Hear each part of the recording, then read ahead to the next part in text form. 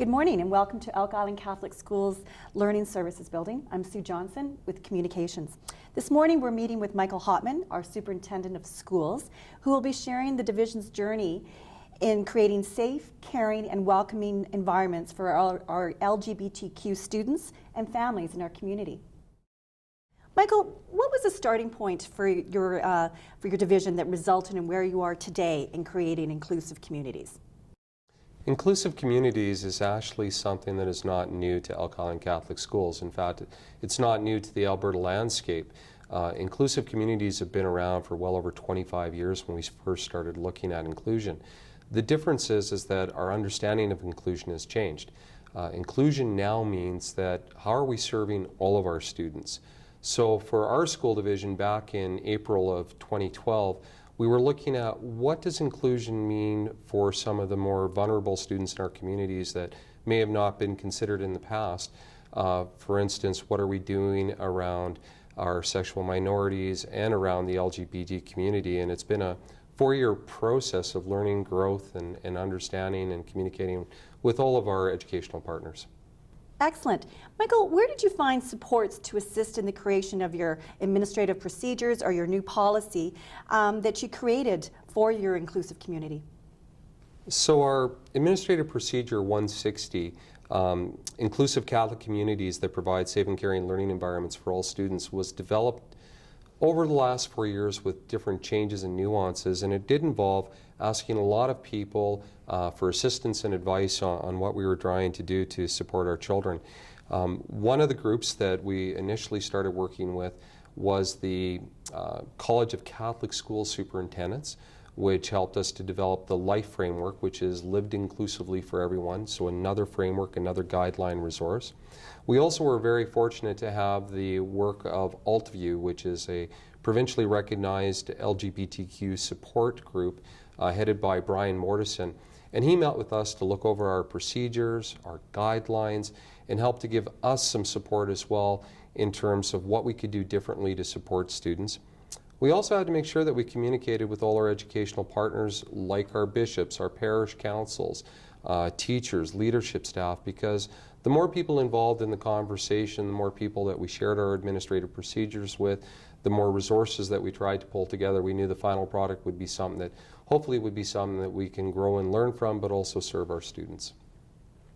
Excellent, Michael. Now, you were speaking about other policies and guidelines that were of benefit to Elk Island Catholic Schools in creating this new procedure and policy.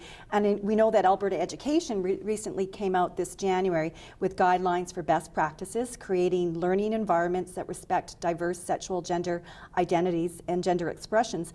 And that's also been provided as a resource. How did you use this document in planning your administrative procedure or your policy? Well, our policy or our procedure has been in place for a while, so it was more or less using the document as a resource to see if we were on track. Were we getting the right things into our words and practice that would support our students?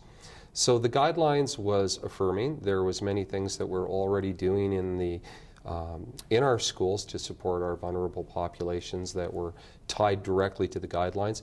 And then there were things about the guidelines that almost became very polarized for our communities because people were assuming extremes, I guess would be the best way to put it. And a good example would be the guidelines around student confidentiality. Schools have always held a do no harm philosophy on how we work with our students. So if a student discloses information to a school counselor, a classroom teacher, school principal, that may be of concern if we discuss that with their family, we take the standpoint of who of all the people that we can involve to support that student, and it should be the family. However, we also recognize there may be circumstances where that may not be possible, and through our interview with the student, we deem that maybe we have to bring other additional supports because the family is not accepting or actually could put the child in harm's way if we were to disclose to the family.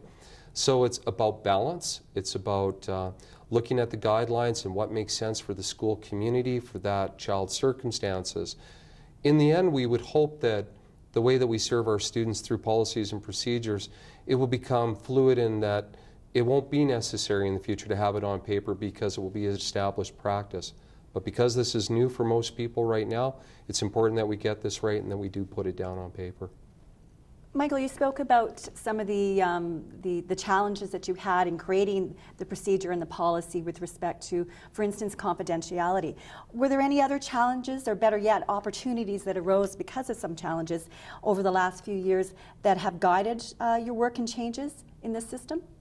I think one of the challenges, and it goes back to an earlier statement I made, it's about the polarization that can occur through social media, misunderstanding, people only hearing snippets from various websites, news media, on what the guidelines are and what we're doing to serve students. Really, when it comes down to it, the opportunity is that it opens up the door for some really great conversations, not just with our community, but also with the students that are involved. I always find that it's important that when implementing any type of procedure or policy, that those that are most impacted are part of the decision-making process on what is going to work. So I've had some amazing interviews with students within our schools to say, what's working for you right now and where can we do a better job? I think that's a huge starting point that has really helped to take our policy and procedure and refine it so that in the end, students really do feel that we have a document that speaks to their needs, as well as providing the supports that our school staff need to be able to do their job and be comfortable. One of the things that I learned through this process is that we can't be scared to make mistakes. When I first met with Brian Morrison from Altview, first question I had to ask him, you're a self-identified queer. And I said, from my perspective, that's a horrible word because it means during my generation really different. And I had a wonderful learning experience to understand why that term works for him and why other terms would not be appropriate. But I wasn't fearful that I was going to be chastised for making a mistake. And I think all of us, through these conversations, have to recognize we're going to say things that may be offensive, but it's not because we're intending. It's because we don't know. So I think it's important for all of us in the educational communities to be well informed and to understand all viewpoints, not from a polarizing or to get into a large debate over, but rather so we can appreciate the way that people see the differences. And the more different we are, the more we find out that we're actually common and just trying to support the kids in our care. Michael, you spoke about how you went into the schools and you spoke with students, and I'm interested to know, I mean, policy is great, procedures are great, but when you get into the school, the actual school, and dealing with real parents and real children and real school communities, what are some of the ways that your school division has put this policy and procedure into practice?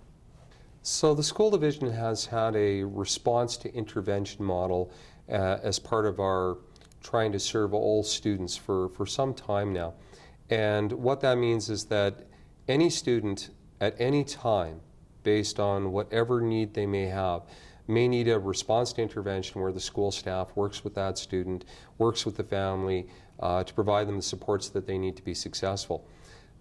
I found it interesting that although we had guidelines in place and we had our administrative procedure, is that people still didn't know what questions to ask and what a support plan would look like for somebody, for instance, that's going through some type of transgendering process in terms of washrooms, change rooms, adult support, support from other students. So as we go through this process, we're developing documents and processes that are very hands-on. So if I have a child register in one of my schools, meet with the parents, they say, our daughter is in the middle of transgendering, we need some support. Well, now we have some resources that can be used to help us to make sure that we've asked all the possible questions that you may forget in the moment to ensure that that student is well supported. So we have what we call a lived inclusively for everyone support plan. And we recognize that these practices that we're doing in this circumstances are practices that we should be doing for all of our students. So it's helping us to be better in all aspects of serving our children.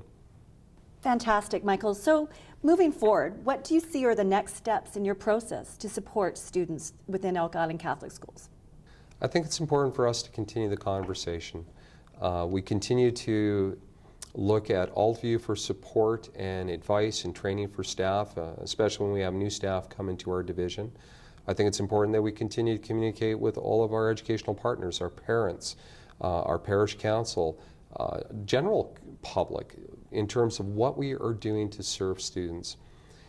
I think in the end, I have to ask myself, are we being successful at serving all students, whether it be part of the LGBTQ community or any student that might be deemed as part of the vulnerable population that we serve? It's a widespread conversation that's taken on a life of its own, and I think it's important for people to put aside whatever preconceived ideas they may have and really delve into exploring the questions that we've been asking and talking to people from a compassionate, loving perspective to ensure at the end of the day we've done things right. In closing, Michael, I just want to chat about how do you measure success with your policies and your procedures? And maybe that's a difficult question to answer, but at the end of the day, how will you know as a division whether the steps that you have in place and the staff that are doing the practices within our schools are getting it right? I think there's some fundamental beliefs, solid research on what we should be looking for in terms of our students, are they being well served? We need to answer yes to the following questions. At the end of the day, was the child engaged in their learning? Were they actively involved in what they were doing? Do they feel valued as part of the learning community? Do they have a cohort of friends? Do they have a social community? Is there a significant adult in their life that they can go to in the school community to help them deal with their issues and needs for support? Really, from our perspective, at the end of the day, was every child loved as a unique gift from God? I mean, we believe this of our children, and we have to ensure that if I was to walk up to a student in my high school and say, hey, are you feeling loved today? That they would answer yes. And I think all those things that I've listed are just those side factors that contribute to that child's success, and that their families feel that they've been successful, that they've felt welcome in our schools. So we constantly need to be asking the students how they're doing and responding to their needs. And I think that's just good inclusion. So I think that's what I'm looking for in the next few months and years ahead. Michael, on behalf of Elk Island Catholic Schools, I want to thank you for taking the time today to share your experience, your advice, and all of this in support of students within our division. Thank you. Well, thank you. It's been a wonderful journey for our community, and I think we're doing some great stuff here at Elk Island Catholic Schools.